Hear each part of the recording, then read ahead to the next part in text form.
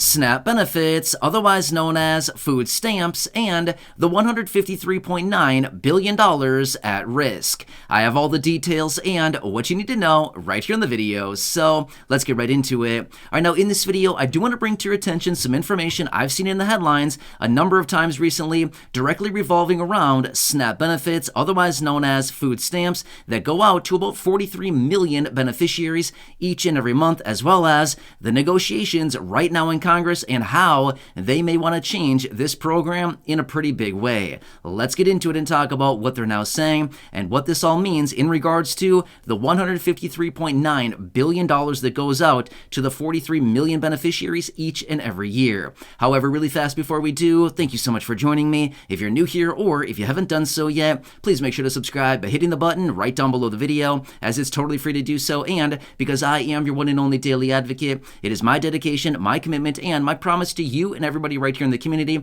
to continuously be here right by your side each and every day, watching all this new information, doing the necessary research, and breaking it all down into these short videos as things continue to change very, very rapidly right now. It's a very busy time, and I want to make sure that you're staying updated with all of these changes and to see how it may impact you, your money, your benefits, your lifestyle, your bank account. So again, thanks so much for joining me. Please subscribe down below if you haven't done so yet. And let's get into it and talk about what these lawmakers are now saying and what this all means for the 43 million people who rely on these monthly benefits. All right, so we all know it's a very, very weird time right now with all of the different changes that are being introduced by Congress, by lawmakers, the administration, the president, all of these people coming out to change Social Security and other fixed income benefits. Well, on top of that, we know that there's this debt ceiling negotiation that's happening right now as well, right?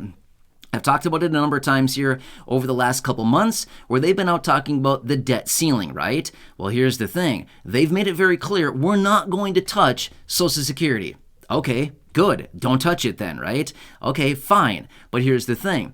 We're also talking about SNAP benefits, food stamps, okay? This is very important as well because they have never indicated that they're not going to touch this program, which, by the way, in 2023, the fiscal year, so obviously right now we're in 2023, but the fiscal year of 2023 actually started way back on October 1st of 2022. That is the start of the fiscal year for the federal government. So we're already several months into the fiscal year for 2023 since it started way back in October, right?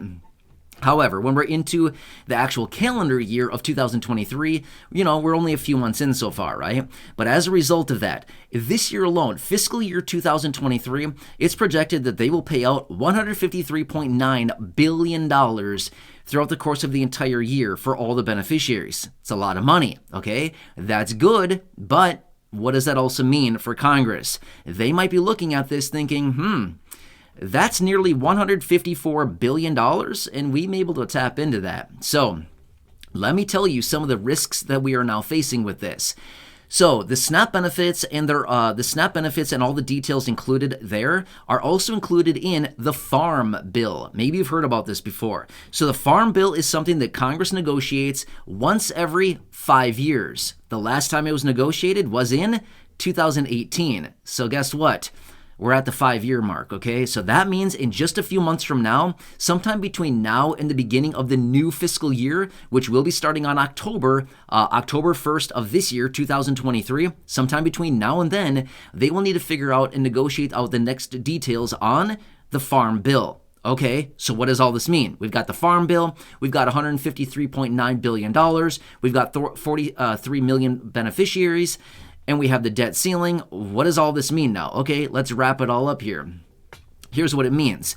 We know that there are some negotiations going on about the debt ceiling right now. We know that it's not going that well, okay? They're not really making any progress. For those of you that have been wondering about this, they're not making any progress on the debt ceiling right now. At least not that I'm finding information on, right? I do a lot of research on all this stuff every day. I'm not really seeing a whole lot of progress here, okay? Just being real with you. Not seeing much. They're doing a whole lot of nothing at this point. Unless they're doing something behind closed doors that we don't know about, that's not being released to all of us, but I'm not really seeing a whole lot of it. Okay, so that's what we need to know, is the debt ceiling issue that's happening right now. Okay, we know that the farm bill is coming up for negotiations at kind of a bad time here because they also want to negotiate out the debt ceiling, okay? With all of this being said, we know that Congress is trying to cut costs, as in stop spending so much money is literally what it comes down to, okay? We know that they spend tons and tons of money, trillions upon trillions of dollars every single year, and we know that Congress wants to cut that back because they feel like, hey, we're spending a ton of money right now, we've got to cut this out a little bit, okay? So that is what we do know that they want to do. Well, as a result of that, it might be coming down to the fact that, hey, check it out. We've got the farm bill coming up. We got to negotiate that. Maybe we could wrap some new parameters around SNAP benefits going forward, okay? Because they might be eyeing that nearly $154 billion that's on the table that is administered to the beneficiaries. Now, I want to say this much. We do not know for sure that there will or will not be any major changes to SNAP benefits. However, I've seen in the headlines a number of times recently where they're talking about, hey, this might be a little golden pot that they might be able to dip into and possibly, kind of rework some of the details of it because it's a lot of money right there and they could dip into that. You know how that goes, right? Dip into the honey pot and they come out with sticky fingers. You know what happens there, right? Sticky fingers means they probably take some of that money away, okay? So we do not know for sure what Congress is going to do here, but there is suspicion floating around out there that Congress may get a little attempted to jump in there and change SNAP benefits. Now, let me throw this out there. One major provision they are talking about and how this would impact millions of beneficiaries. Here's what they're talking about. This has not been solidified yet, as in it is not a thing yet, but this is one of the major provisions. Possibly adding a work requirement to SNAP benefits. In other words, in order to be eligible for SNAP, they might add a work requirement, as in you got to work like 10 hours a week, 20 hours a week, something like that, okay? I'm not saying that's going to happen for sure, but this is something they've got their eyes on, and they've been talking about it, and some key lawmakers have also mentioned this is implementing a work requirement, okay? Not necessarily a good plan. Let's just be real for a second. How many people that are, say, Social Security retirement beneficiaries, maybe 65, 70, 75, 80, something like this, somebody that's relying on benefits, maybe disabled individuals, again, SSDI beneficiaries or SSI beneficiaries, literally doesn't matter the benefit that we're talking about here. I'm just giving some examples, but let's just say, somebody that's maybe disabled or something living on a fixed income that maybe cannot work because of their disability. Would it be right to take away their SNAP benefits because they're not working due to the work requirement? Does that seem right? Does that seem normal? Again, everybody has their own opinion. I'm going to say this much. Seems kind of messed up to me. I'm not really sure how else to say that, but that seems super messed up to me. To take somebody's food benefit away because they are maybe, elderly, retired, disabled, something like that, and can't work because of these reasons, seems super messed up to me to be able to take their benefit away because they're not fulfilling the work requirement. I don't know. Something about that seems super weird to me, right? And like it should be exempt. I'm not really sure. Maybe they will have some kind of exception to that says something like, if you fall into these categories, maybe you don't need to fulfill the work requirement. Not really sure. I would imagine they would have to wrap some kind of language about that. Otherwise, I feel like they could possibly fall into the parameters of, well, they're kind of discriminating against certain people, right? Again, I don't know. That's what they have to figure out. That is their job to figure out, but that is something that is coming up as well. So a lot of negotiations here, a lot of talk coming out right now. And again, this is kind of a hot potato type of issue, right? Nobody wants to touch it, but they're all tossing it around saying hot potato, and they're throwing it back and forth saying, this is an issue. We're going to talk about it. Nobody wants to sit here and hold on to it and really dwell on it, but at the end of the day, they're all kind of tossing around the idea, okay? So that's what I want to bring to your attention. Again, nothing has changed yet, but with this debt ceiling issue going on right now and the lack of negotiations, they're going to get to the point where they're going to be coming down to looking for anything to come to negotiations on, and this could be one of them, okay? This is something I've seen out there. I've seen it more than once. I've seen it a few times now and wanted to bring it to your attention because if this is what they're talking about, it means that, if this is what's being brought out, they probably are having discussions about this to some degree. So anyway,